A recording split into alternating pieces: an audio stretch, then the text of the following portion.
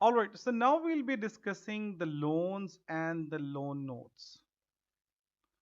Again, very important concepts within this chapter of the capital structure and finance cost. So we'll be discussing the loans and the loan notes. Now, when we say loans, that simply means we are talking about the bank loan. You're talking about the bank loans. For example, 5-year bank loan. And we discussed this concept earlier when we were talking about the classification of the liabilities.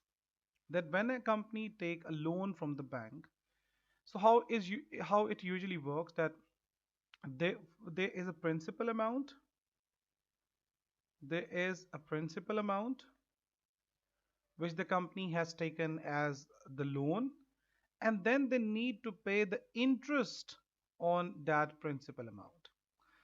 But what is actually the case that when they take the principal amount and then they have to pay the interest, the bank give them the the term that okay, you have to pay the loan back within these years, and they make them the installments. For example, 2 installments, 3 installment, depending on, for example, if it is a 5-year bank loan, then usually the 5 installments. For example, if it's an annual installment. So how it is going to work that they have a 5-year bank loan, which means they will be having the 5 installments. They will be having the 5 installments. Let's say 5 annual installments. And when they are paying the installments, they are paying the principal amount as well as the interest. That means that amount contains the principal amount, which is the original amount of the loan, plus the interest. So it's not the case that they will be paying annual interest and then by the end of the 5 year they will be paying the whole principal amount back. Obviously, it is difficult for the company as well to arrange that much finance. So what they usually do is they pay the annual installment, which contains the principal amount as well as the interest. So any amount which is payable within 12 months, for example, the first installment, amount which is going to be paid within 12 months, within a year, is recorded as the current liability. And any amount which is outside 12 months is recorded as non-current liability. So any amount which is payable within 12 months, that is recorded as current liability. Any installment which is outside, for example, in this case, the next four becomes the non-current liability. For example, 1 year installment is done, then we are remaining with the four. The second one is the current liability, and the last three is going to be the non-current liability. So this is how we treat the loans, bank loans. Now we have the loan notes. What exactly is the loan note? What exactly is the loan note? Now, when we talk about the loan notes, what exactly is the loan notes? We need to understand this concept. What exactly is the loan notes? Now, the loan notes is simply when the company needs the finance, just like the shares, they issue the loan notes. When the company needs the finance, just like the shares, they issue the loan notes. And these loan notes are also known as debentures. They are also known as the loan stocks, but yes, loan notes and the debentures. So in order to get the finance, company issue the loan notes.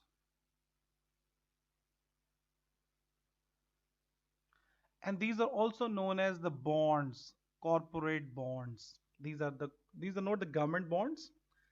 These are the corporate bonds. So the company issue the loan notes or the bonds. And those who buy these bonds are known as bondholders. Loan notes holder, or simply usually what we call them, are known as, just like we call the people having the shares as shareholders. So here we call them the bondholders. So the company issue the bonds, and now just like the shares, there is a value on the face of the bond, for example 1000, and again this value is known as the face value, the par value, or the nominal value. Now the person who is buying, or for example an entity who is buying these bonds, will give the company $1000 if they are issuing at par. Then the person who is buying the bond, one bond means that they need to give the company $1000. But there is a scenario that the company issue this bond below the par value. Now with the share this was not allowed. They cannot issue the shares at discount, but yes, bonds can be issued at discount. Bonds can be issued at discount. What does that mean? That means, for example, this is a $1000 bond, and let's assume if no one is buying, the company can motivate the investors that we will be giving you this $1000 bond in 900. Yes, this is possible. The law allows that. And even they can issue the bond at premium as well. That means above the par value. So with the bond, both are the possibilities, discount and premium. With the shares, it was only the premium, not the discount. So face value, par value, nominal value, and then there is going to be another thing on the bond, which is the interest rate, and another thing which is the term. The term means that in how many years the bond is going to be matured. The term means the maturity. In how many years the bond is going to mature. And this interest rate is known as the coupon rate or nominal rate. Now, how this bond works. The person who will be buying this bond will be giving $1000 to the company. If they buy 5 bonds, then $5000. If they buy 10 bonds, then $10,000. So what is going to be the double entry for the company? The company again will receive the cash, debit cash, and credit loan notes. Loan notes is actually a liability. The amount that the company is collecting from the bondholder is their liability. They have to return this amount to the bondholder at the term which is mentioned on the bond. So debit cash, credit loan notes. Now what is the benefit to the bondholder? Why they are giving the amount to the company? They will be getting the interest on annual basis. For example, the interest rate is 10% and this is the 3-year term. So year 1, year 2, year 3. What is the cash flow for the bondholder? In the year 1, the bondholder will be getting 10% of $1000, that means $100 as the interest. In the year 2, they will be getting $100 as the interest. In the year 3, they will be getting $100 as the interest plus the principal amount back. Now you see the difference between the loans. In the loans, the installment contain the principal amount as well as the interest. That is why the installment which is going to be paid within 12 months is recorded as the current liability and outside 12 months as the non-current liability. This is not the case with the debentures. In the debentures, the company pays annual interest to the bondholder. So that means that the interest that the company needs to pay annually, that annual interest should be recorded as the current liability. Here, the only installment that the company needs to pay within 12 months is the annual interest. So what is going to be the double entry of that? Debit profit or loss. Debit profit or loss. Why? Because we record it as the finance cost in the statement of profit or loss. Interest expense. So you can debit interest expense, you can debit finance cost, and simply the profit or loss. And credit is interest payable because first of all, you record the accrual, you record the liability when the interest becomes due. Credit interest payable. And when the interest is paid, interest payable is debited because the liability has now been paid. So liability should be de-recognized and credit goes to the bank. So remember this thing that in the case of debentures, there is a par value, and this is the par value which the bondholder pays to the company if they are buying the a bond at par value, or if the company is issuing the bond at par value, and then the company pays them the annual interest. And this is the accounting what we have done for the company. The company does debit cash and credit loan notes. And then no notes, why? Because this is actually your non-current liability. And then the company needs to pay them the annual interest. This annual interest is recorded as interest expense as well as the current liability. So this is the interest expense and this is the current liability. And when the interest is paid, interest payable debit and credit goes to the bank. So this is very, very important accounting of the loans and the loan notes. Now we can easily understand the preference shares. Now we can easily understand the preference shares. Now, the shares we initially talked about were the ordinary shares, like the shares at full market price, the bonus issue, the right issue. Those were the ordinary shares. Now, these are the preference shares. Why we call these shares as preference shares? Preference simply means when you rank someone better. So what is the preference? So the preference is over the ordinary shareholders. Preference over ordinary shareholders. That simply means when the company is ended and the assets of the company are realized, then the preference shareholders are paid earlier than the ordinary shareholders. That is why we call them as preference shares. So preference shares, within the preference shares, we have the redeemable preference shares. Redeemable preference shares. And then we have the irredeemable preference shares.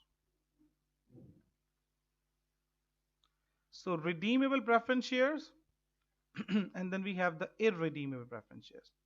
So redeemable means that you have to redeem the investment that the company has collected.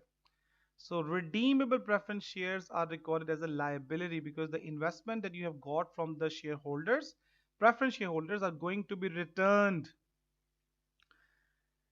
Amount is going to be returned, redeemed. You have to return that amount. Amount is going to be returned. So it's a liability. And the interest is recorded as finance cost. Just we have seen in the case of loan notes. So the treatment is same. Loan notes and the preference shares recorded as a liability, and interest is recorded as and treated as finance cost. With the irredeemable preference shares, irredeem means that you are not going to redeem. So that is simply recorded as equity. So that means when someone is providing you the investment and the company has no liability to return that investment, that means it's a form of the equity, because this is same the case of the shares, ordinary shares, that the company, the shareholders invest within the company, and obviously the company has no liability to give them the fixed amount. They can get the dividend if the company is in the profit, but the company has no obligation to return them that amount. So equity, irredeemable preference shares are recorded as equity, and interest is treated as dividend. Now we have already studied the treatment of the finance cost. That the treatment of the finance cost is that the interest is recorded as an expense and then the liability, and when the interest is paid, the liability is de-recognized and credit goes to the bank. Now what is the treatment of the dividend? So dividend is, remember, dividend is not an expense of the company. Dividend is simply the distribution of profit. This is distribution of profit. It's not an expense. Remember this thing. Finance cost is an expense. Dividend is not an expense. Not an expense. This is the distribution of profit. So where the profit goes. So how we account for the dividends? This is something very important to understand as well for the exam. So accounting for dividends.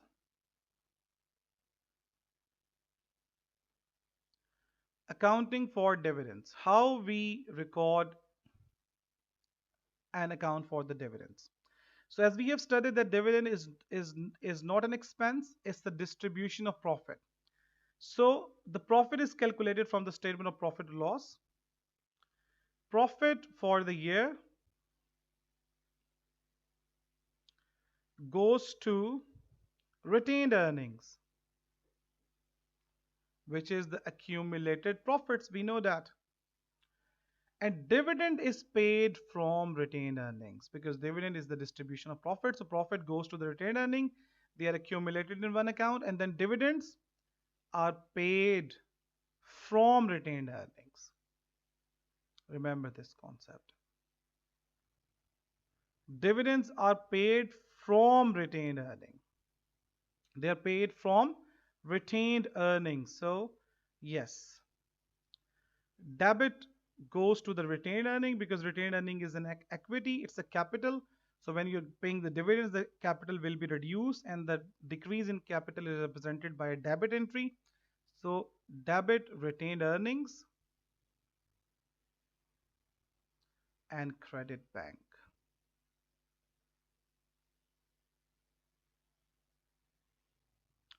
So dividends are treated from the retained earnings. So retained earnings will be debited because it's a capital portion. So you can see in the, I can just show you the extracts of the statement of changes in equity. So the statement of changes in equity.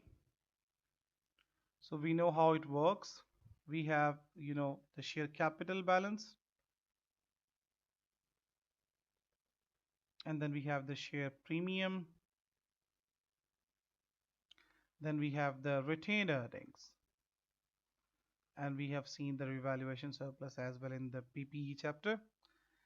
So how this works? Profit for the year.